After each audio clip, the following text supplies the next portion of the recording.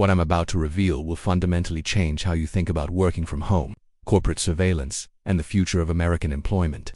While millions of workers celebrated the freedom and flexibility of remote work during the pandemic, their employers were quietly installing the most comprehensive workplace surveillance systems in history, turning your home into a digital panopticon where every keystroke, mouse click, and facial expression is monitored and recorded. This isn't about reasonable productivity monitoring or time tracking. This is about invasive, round-the-clock surveillance that would be illegal if conducted by government agencies but is perfectly legal when conducted by your employer in your own home.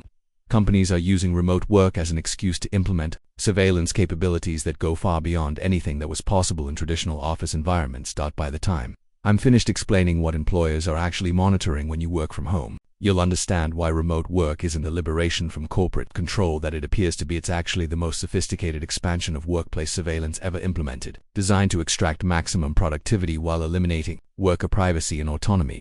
Let me start with Michael Rodriguez, a software developer from Denver who had been working remotely for a major tech company since March 2020. Michael initially loved working from home: no commute, flexible schedule, better work-life balance, and the ability to be more productive without office distractions. But in late 2022, Michael began noticing strange behavior on his work laptop. Applications were running in the background that he hadn't opened. His webcam light occasionally flickered on when he wasn't in video meetings, and his computer seemed slower than usual despite being relatively new. Concerned about potential malware, Michael ran a comprehensive system scan and discovered something far more disturbing than viruses. His employer had installed surveillance software that was recording his screen every few minutes, logging every keystroke he typed, tracking which websites he visited, monitoring how long he spent on each application, and even taking periodic photos through his webcam to verify he was actually working. The surveillance went beyond just his work computer. The software was also monitoring his home Wi-Fi network, tracking which devices were connected, and potentially accessing other computers and smart devices in his home.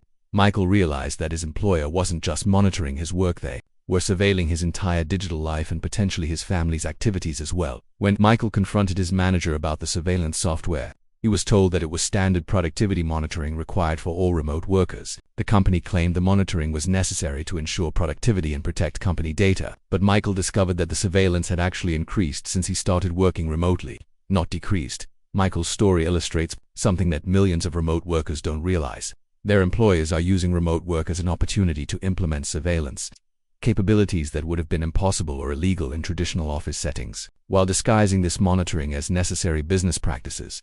The remote work surveillance industry has exploded since 2020, growing from a niche market serving a few paranoid employers to a multi-billion-dollar industry providing surveillance tools to companies of all sizes. Companies like Hubstaff, Time Dr. Termin, and dozens of others now offer comprehensive employee monitoring solutions that can track virtually every aspect of a remote worker's digital activity. These systems don't just monitor work productivity, they create detailed behavioral profiles of employees that include personal information, family activities, health conditions, political views, and other private matters that employers have no legitimate business knowing. The most basic level of remote work surveillance involves keystroke logging and mouse tracking, which records every key you press and every mouse movement you make throughout your workday. This data is analyzed by AI systems that can determine not just what you're working on, but your emotional state, stress levels, and even whether you're being truthful in communications with colleagues. Keystroke analysis can reveal far more personal information than most workers realize. The rhythm and timing of your typing can indicate health problems, medication effects, emotional states, and even personal relationships. AI systems can detect when you're frustrated, anxious, excited, or distracted based solely on how you type, creating psychological profiles that employers can use to make decisions about promotions, assignments, and employment status. Screen recording takes surveillance to an even more invasive level, capturing screenshots or video recordings of your computer screen at regular intervals throughout the day. Some systems take screenshots every few seconds, creating essentially continuous video surveillance of everything you do on your computer. These screenshots don't just capture work activities, they capture personal emails, text messages, social media activity, medical information, financial data, and any other personal information that appears on your screen. Many employees don't realize that taking a quick break to check personal email or browse social media creates permanent records that their employers can access indefinitely. Webcam monitoring represents perhaps the most invasive form of remote work surveillance, using your computer's camera to periodically photograph or record you while you work. Officially, this is supposed to verify that you're actually at your desk working, but the technology can capture much more than just your presence. Facial recognition software can analyze these webcam photos to determine your emotional state, stress levels, fatigue, and even whether you're paying attention to your work. Some systems can detect when you're looking away from your screen, talking to someone else in your home, or engaging in activities that aren't directly work-related. But webcam surveillance also captures your home environment, family members, personal activities, and intimate moments that have nothing to do with work productivity. Many systems continue recording even during breaks, lunch periods, and other times when employees should have reasonable expectations of privacy. The audio monitoring capabilities of remote work surveillance systems are equally invasive and often completely hidden from employees. Many systems can activate your computer's microphone to record conversations, phone calls, and environmental sounds in your home throughout the workday. This audio surveillance can capture private conversations with family members, personal phone calls, medical consultations conducted from home, and other sensitive information that employers have no legitimate need to access. The recordings are often stored indefinitely and can be analyzed using speech recognition and sentiment analysis software to extract detailed information about your personal life. Location tracking extends remote work surveillance beyond just your computer activities to monitor your physical movements throughout the day. Many remote work monitoring systems require employees to install apps on their personal smartphones that track their location continuously, ostensibly to verify that they're working from approved locations. But location tracking creates detailed records of everywhere you go, everyone you meet, and every place you visit during both work hours and personal time. This information can reveal medical appointments, political activities, social relationships, and other personal matters that have nothing to do with work performance. The network monitoring capabilities of remote work surveillance systems often extend far beyond just the employee's work computer to monitor all internet activity on the home network.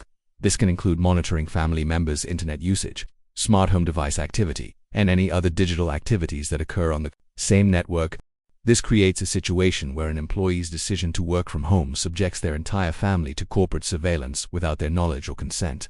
Children's educational activities, spouses' personal communications, and other family members' private digital activities can all be monitored and recorded by the employee's remote work surveillance system. But what makes remote work surveillance particularly insidious is how it's justified and implemented. Companies don't typically tell employees about the full extent of monitoring capabilities when they implement these systems.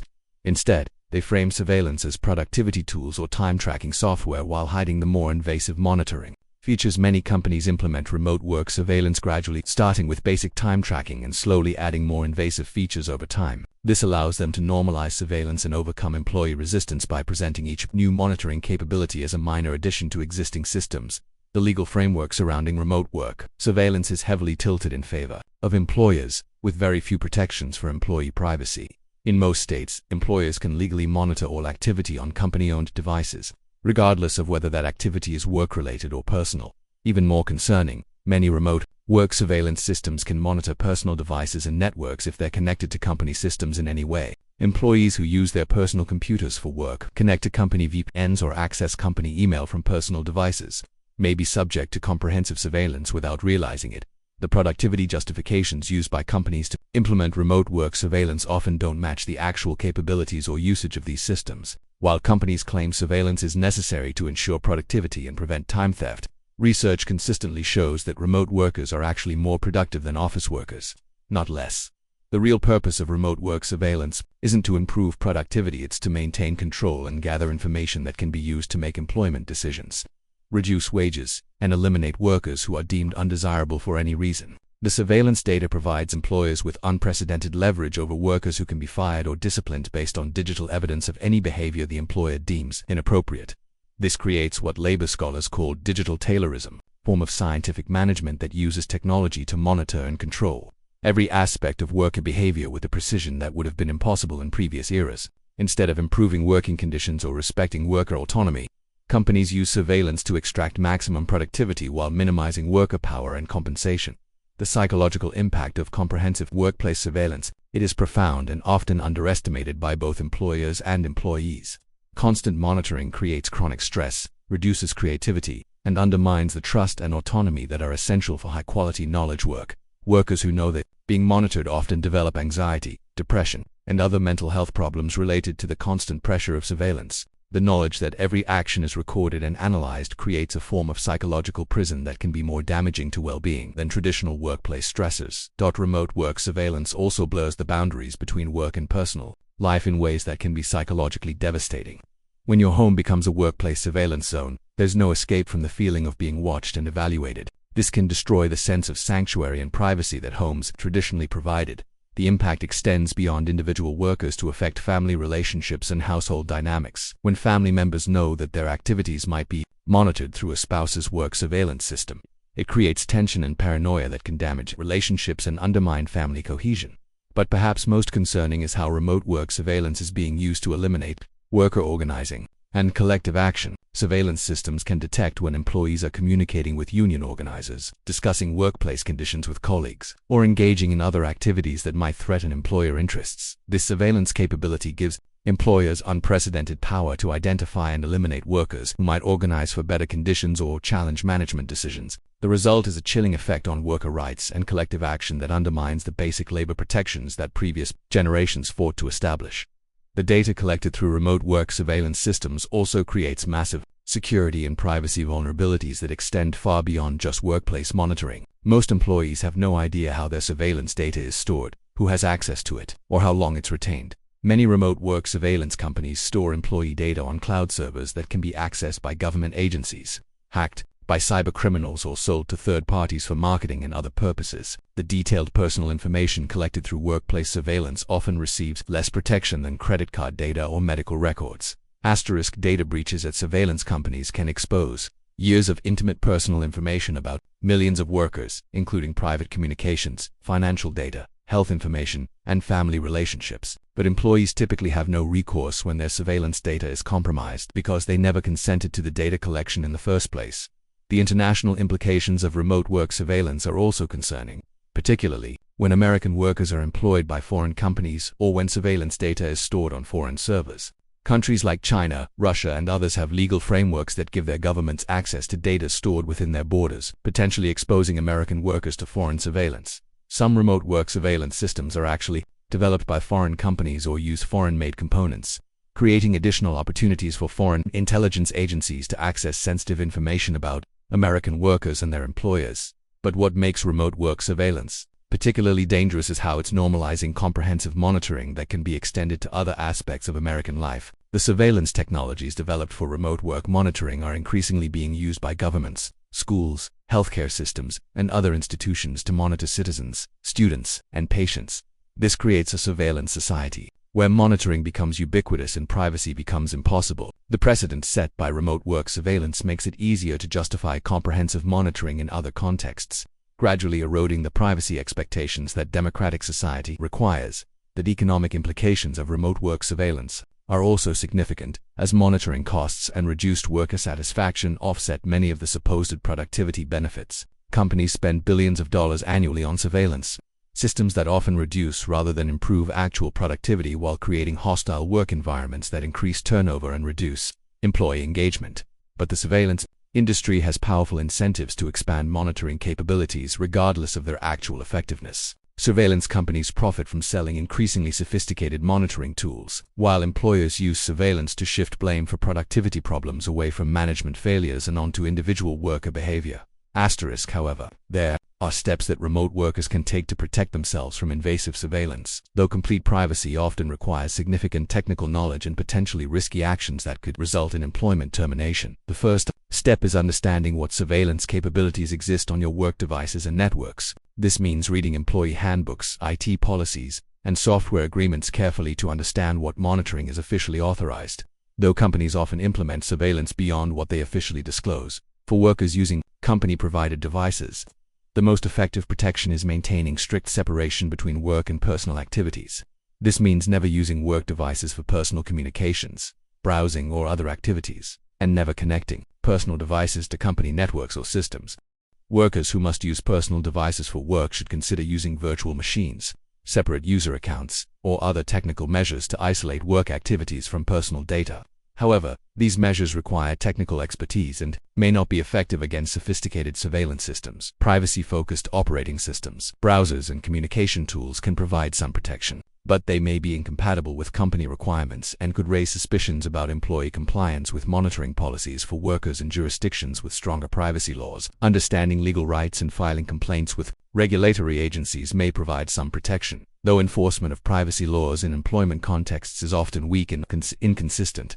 But individual protection efforts are ultimately limited because the power imbalance between employers and employees makes it difficult for workers to refuse surveillance without risking their employment. Effective protection requires collective action and policy changes that limit employers' surveillance powers. This means supporting legislation that restricts workplace surveillance, requires transparent disclosure of monitoring practices, and gives workers meaningful control over their personal data. It also means supporting labor or organizing efforts that can negotiate surveillance limitations through collective bargaining. Most importantly, it means recognizing that remote work surveillance represents a fundamental threat to worker rights and human dignity that requires urgent attention from policymakers, labor organizations, and civil rights advocates.